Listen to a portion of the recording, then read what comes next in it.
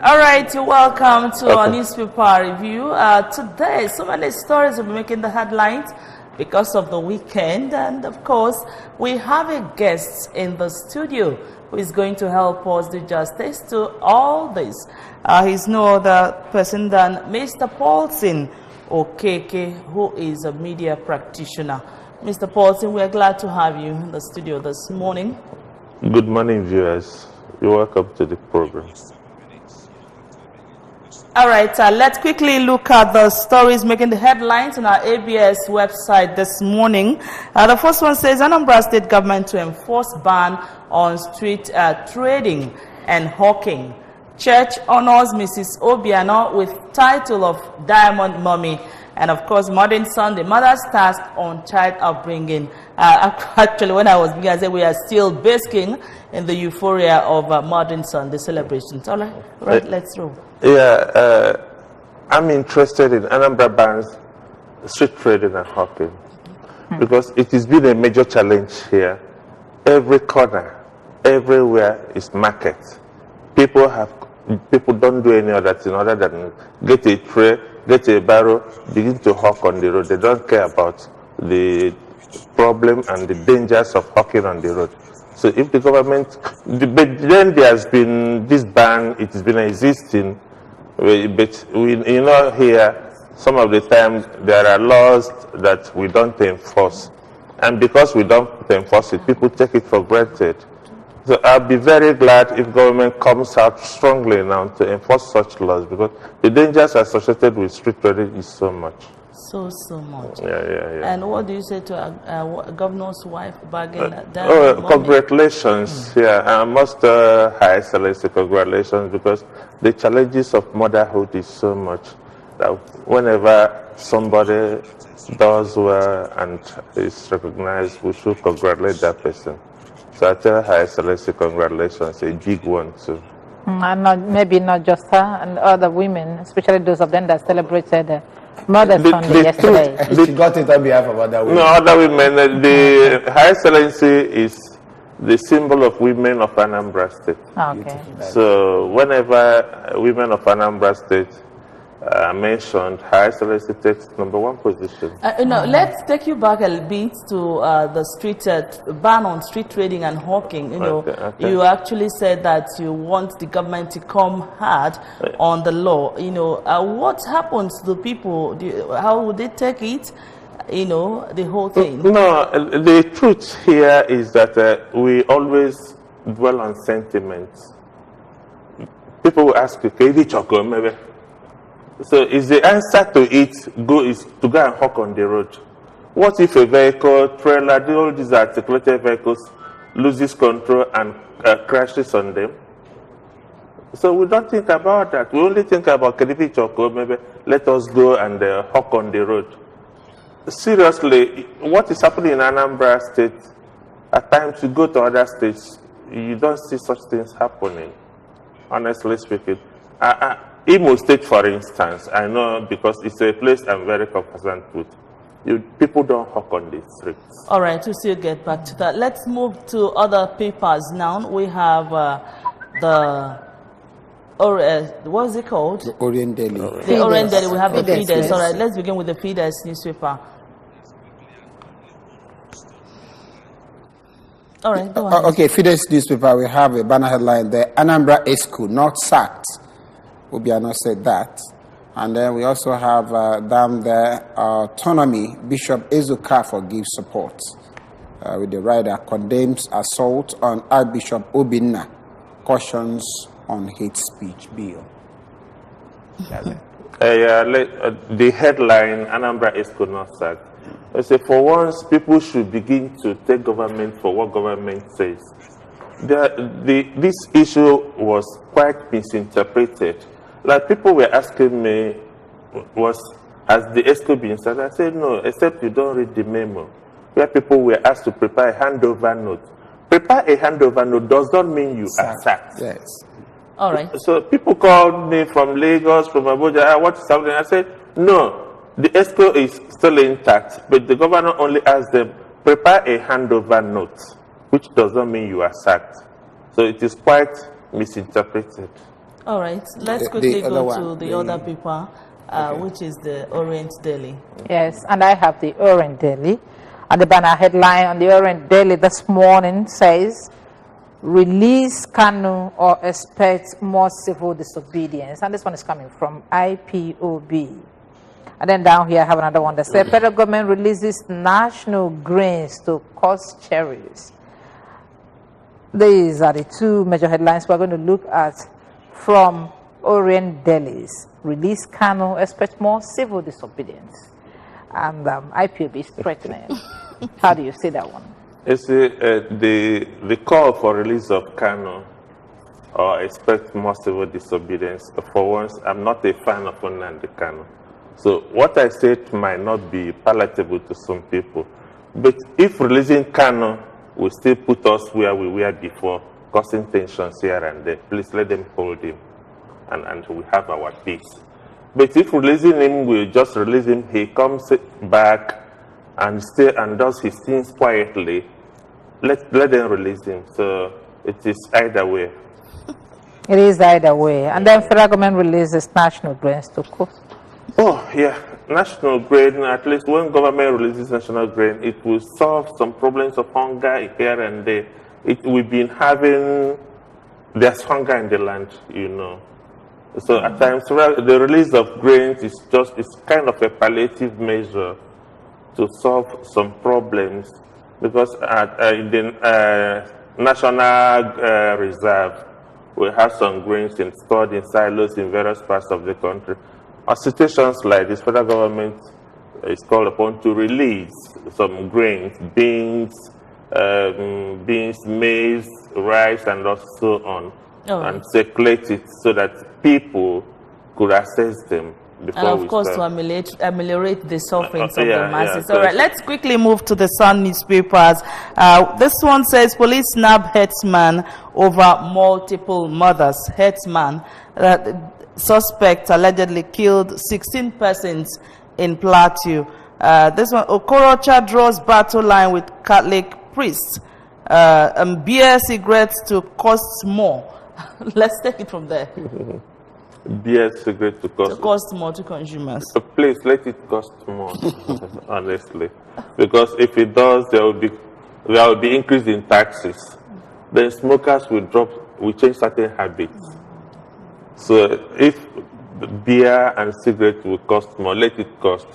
So and it will bring sanity into our system, because most of the time people bring themselves to stupor and you see them misbehaving. So if it will cost more to discourage drunkenness, I will support it. All right, this banner headline here: "Police snap headsman over multiple murders." Just a headsman? A headsman for multiple murders. It is quite disheartening, because things like this can only happen in this country. If it is another person, you see police doing their work very well, you see the military crushing them and so on. It is quite disheartening, because this story of herdsmen is one too many, the killings, and no serious action is being taken. To my mind, I don't know if they are taken, but I know I heard in the news the other day from Benue, where they were saying the Operation Catris or whatever they call it is not yielding any results. So, and you become kind of worried. What are they really doing in Benue if the Operation Catris is not yielding any result? So, for a single herdsman for multiple killings, the government should live up to its responsibility. Honestly speaking, what is happening here is quite bad. It's quite all right, sad. it's quite sad. Actually, sad. This is audience participatory. We expect you to call us and make your own opinion count on any of the issues raised here this morning. Let's quickly move to the next paper, the Daily Independent. The Daily Independent, here we have a banner headline there: "OBJ will Saraki, Dogara, Tambawal to join SDP." And with the writer there, "We are ready to accommodate all Nigerians," says Adeniro. Down there on the other side, we have Southeast governors to construct 430-kilometer route to connect zone, and the others. All right, it's quite sad. Actually, this is audience participatory. We expect you to call us and make your own opinion count on any of the issues raised here this morning. Let's quickly move to the next paper, the Daily Independent. Mm. All right, let's quickly move to the next paper, the Daily Independent. and the others. I'll take the one, OBJ Wosaraki. Is SDP going to be... I don't know. We have two major political parties in this country. I don't know if the SDP, is it the same SDP we know those days during Babangida era, or is it a reformed SDP? But the truth is that political movements is one common thing in this country, so you really cannot, these politicians, just forget them. Because the type of politics they play here is not politics of ideology. They play politics of convenience, and that is, it doesn't make way for development of democracy in our system. Then governors to construct routes to connect. Yeah, the interconnectivity of communities is very good, because when communities are linked, it makes people to move freely, it makes movement of goods, agricultural products to go around. So it should be encouraged if they will be sincere to it. It's not just a policy, but implementation is always a problem.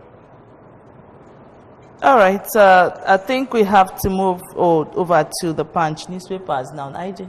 Yeah, I have the Punch newspaper, and the banner headline here says, consumers to pay more for cigarettes, alcohol from June 4th. This one has a specific date of implementation with riders as federal government raises exercise duties. Excellent. And then government must be careful about taxes on productive sectors.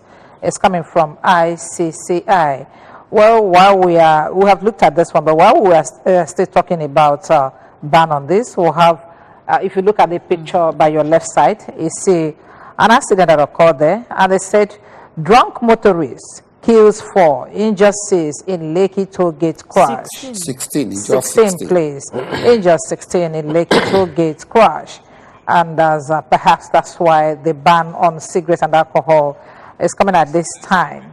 Okay, another story that we have here is Nigeria losing revenue to IOCs over delayed PSC review.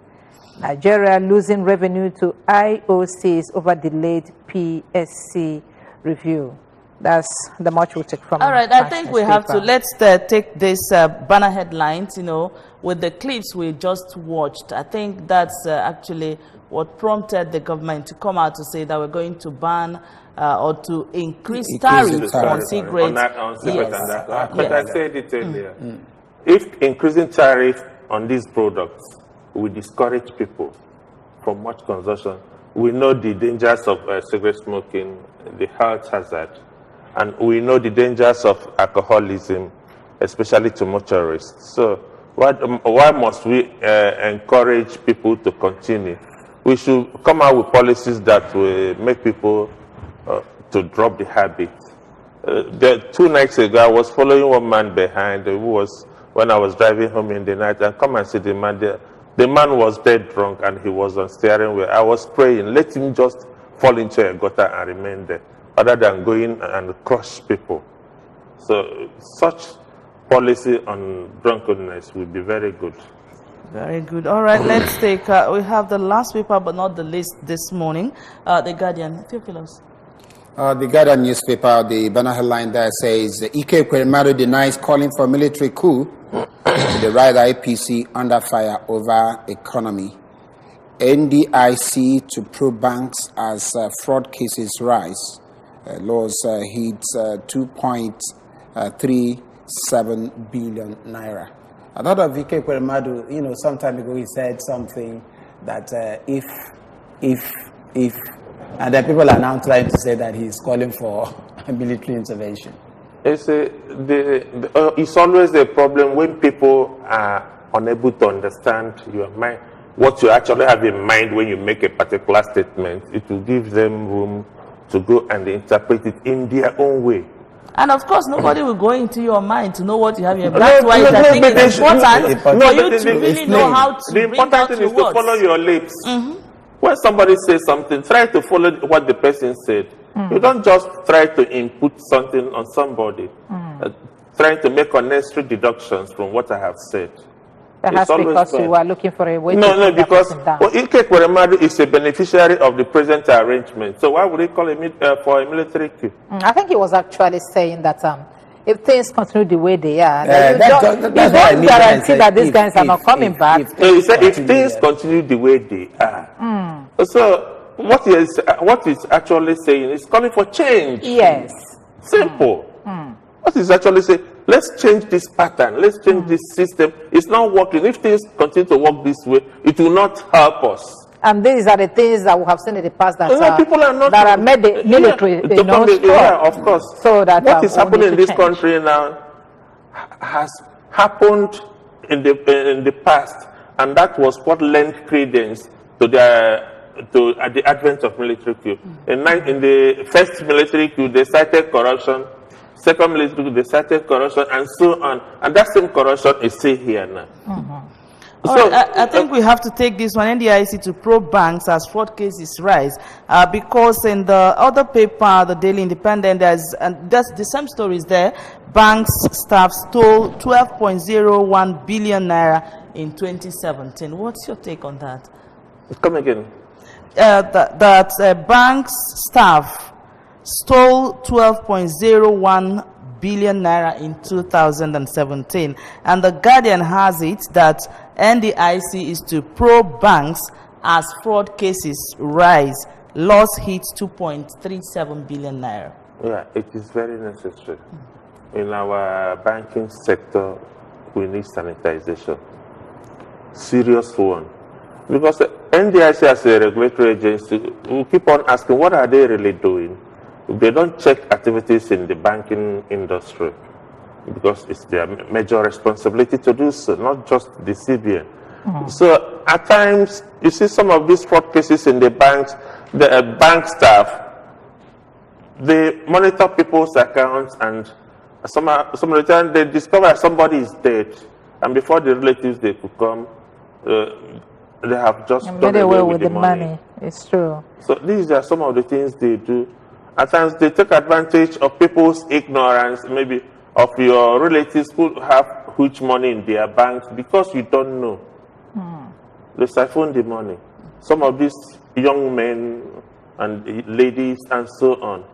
So that's why NDIC should wake up to its responsibilities. Very well. Is it possible we'll look at this one? Stop deliberation on hate speech bill until herdsmen attacks and killing ends.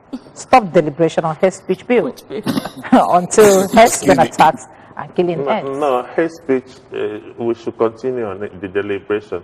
Because one is that in this country, people can just ignite a fire through what they push in the social media, through their statements, through all manner of social media activities. And can we now say that this social media has done us more harm than good? No, it has done more harm than good. Really? No, I really was against it some time ago, and we keep on writing on the social media, trying to caution on the dangers of this what I call it, journalists that are not trained. Because in the terrestrial media, you see the practitioners like you and I, we know what we are doing, we know what to push to the society, we know what to push to the public that will not cause any harm, any danger. But today, anybody can pick up his handset and write and anything you can he imagine likes. In the scene of accident to see people just snapping and posting. And you see, just like that, I keep on asking myself, what are they doing? All right. You just snap and post, that's all. I think that's the much you can take on this segment. Newspaper Review would like to thank you so much for coming on the show, Mr. Paulson Okeke, a media practitioner. Thank you so much for joining us. Thank you very much. All right. Until some other time, we'll have you here some other time. All right. Let's take you over Thank you. to the next segment. Please don't go anywhere.